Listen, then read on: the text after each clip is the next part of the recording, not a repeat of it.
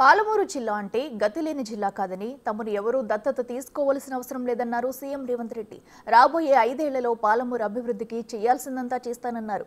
ఈ ప్రాంతం అభివృద్ధిని అడ్డుకునేందుకు కాళ్లలో కట్టెలు పెడుతున్నారంటూ బీఆర్ఎస్ నేతలపై విరుచుకుపడ్డారు.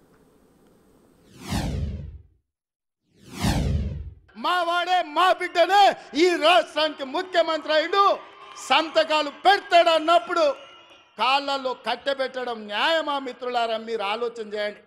నేను అడుగుతున్న ఈ జిల్లాని, పాలమూరు బిడ్డల్ని, ఎంతకాలం ఎవడో వచ్చి మనల్ని దత్త తీసుకునేది? మనం గతి లేనోళ్ళమా, చేతగానోళ్ళమా, చేవలేనోళ్ళ చీము నెత్తురు చచ్చిందా మనకు? మనం పరిపాలన చెయ్యలేమా? మనం నిధులు తెచ్చుకోలేమా? మన జిల్లాను అభివృద్ధి చేసుకోలేమా అని నేను అడుగుతున్న మిత్రులారా. ఎందుకు అలా ఈ కోపం, ఈ ద్వేషం బీఆర్ఎస్ వాళ్ళకని అడుగుతున్నా.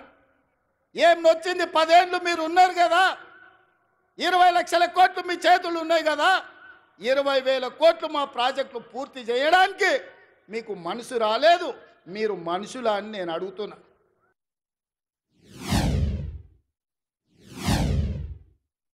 కేసీఆర్ కట్టి కూలగొట్టి కమిషన్లు మెక్కిన కాళేశ్వరానికి 1,50,000 కోట్లు తీసుకపోతే, నా జిల్లా కోసం, నేను పుట్టిన గడ్డ కోసం, ఈ గడ్డ కోసమే ఈరోజు రాజకీయాలలో ఈ కుర్చీలో ఉన్న నా కోసం 5 ఏళ్లలో 1,00,000 కోట్లు మా మిత్రులు ఇవ్వరా నేను అడిగితే, నేను ఈ నిధులు తేనా అని నేను అడుగుతున్న నా జిల్లా సోదరులను.